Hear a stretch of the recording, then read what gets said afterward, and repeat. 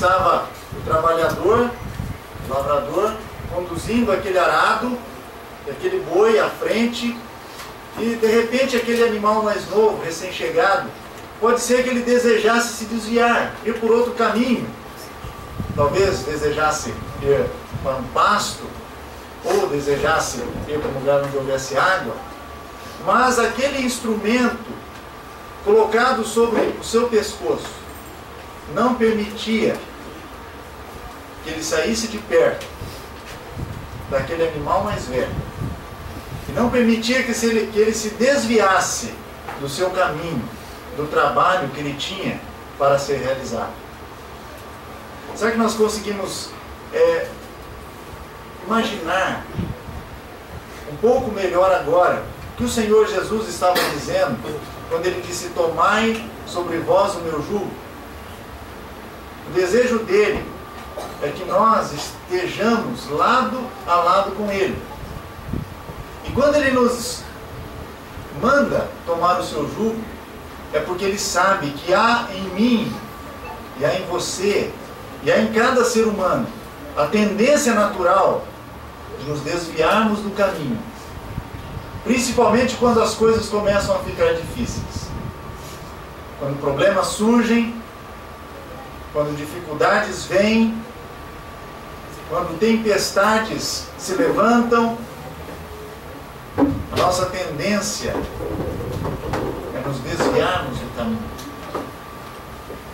Mas se nós estamos debaixo do jugo do Salvador, então a sua proteção não vai permitir que nós nos afastemos dele. Tomai sobre vós o meu jugo. Então, andar junto com o Senhor Jesus, ter comunhão com ele, estar perto do Salvador. E aqui nós aprendemos então algumas coisas neste único versículo, que são consequências que nos advêm pelo fato de nós vivermos com o Senhor Jesus Cristo. Primeiro, nós já temos mencionado, nós vamos ter segurança que nós vamos estar cuidados por ele. E quando nós quisermos nos desviar do caminho, ele vai nos manter na direção certa. Mas veja o que ele diz depois: e aprendei de mim. Eu gostaria de pensar nessa expressão de duas formas diferentes. Primeiro, aprendemos com o Senhor Jesus Cristo.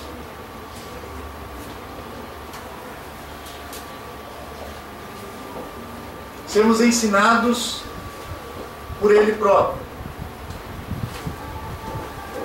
Quando nós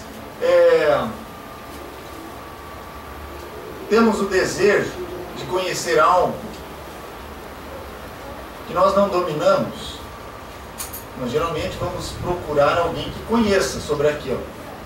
Vamos procurar artigos, livros, vamos buscar hoje, com a facilidade que nós temos na internet, nós vamos buscar reportagens, vamos buscar vídeos que falem sobre o assunto, porque nós queremos aprender sobre aquilo. Antes do Senhor Jesus Cristo deixar os seus discípulos, antes dele tomar a cruz em nosso lugar, ele disse assim, João capítulo 14, e o versículo de número 13.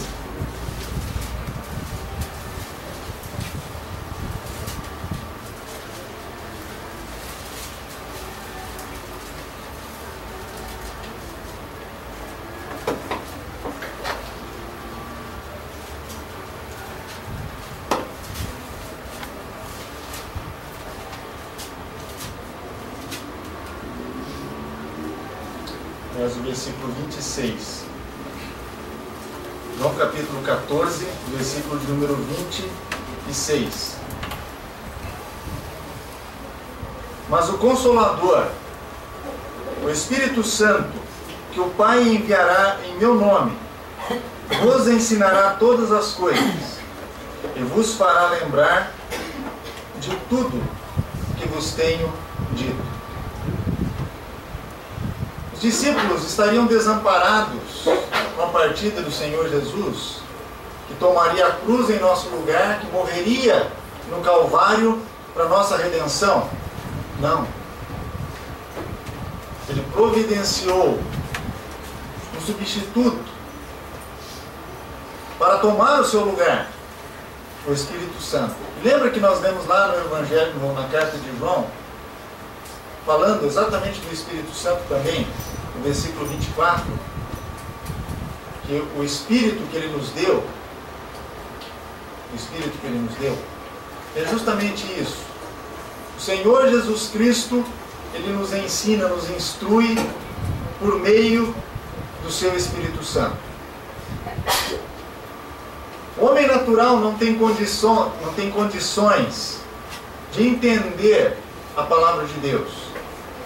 Pelo menos não tem condição de entendê-la espiritualmente.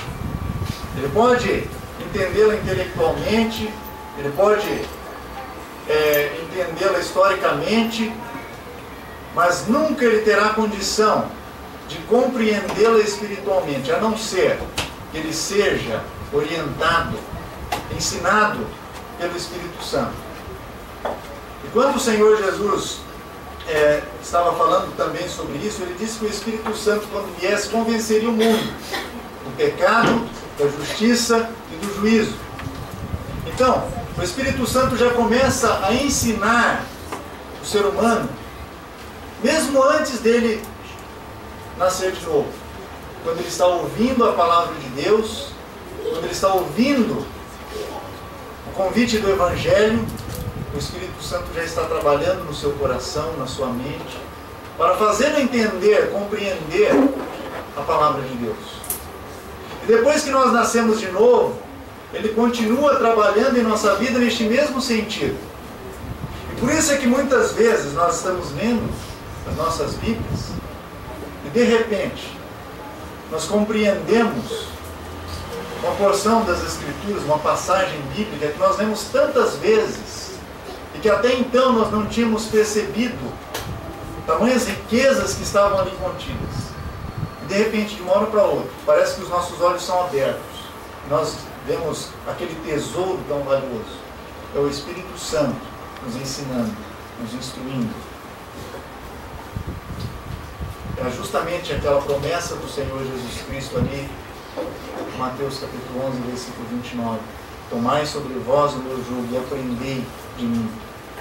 Permitimos que o Senhor nos ensine através do seu Espírito. Mas essa expressão nós podemos entendê-la também de uma outra forma.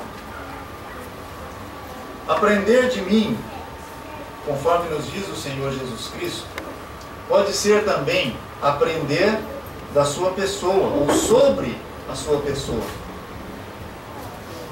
Se nós queremos conhecer bem alguém, o que nós precisamos fazer? Ficar perto dela, não é isso? Então, os garotos, nós jovens, então, vê aquela moça bonita, né? Aquela menina bonita, crente no Senhor, firme, e o coração bate mais forte. O que ele vai fazer? Vai começar a se aproximar, vai cuidar, vai observar o que ela gosta, o que ela não gosta, vai começar a conversar um pouco, saber como é que ela pensa. Será que se eu mandar flores ela vai gostar? Será que não? Será que tem alergia a rosas e assim por diante?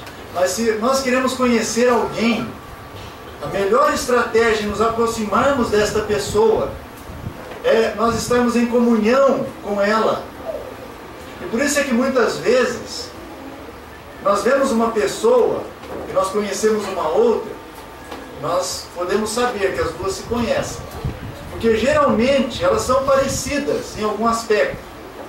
Às vezes algum tipo de expressão que se usa, às vezes algum gesto, às vezes alguma linha de raciocínio.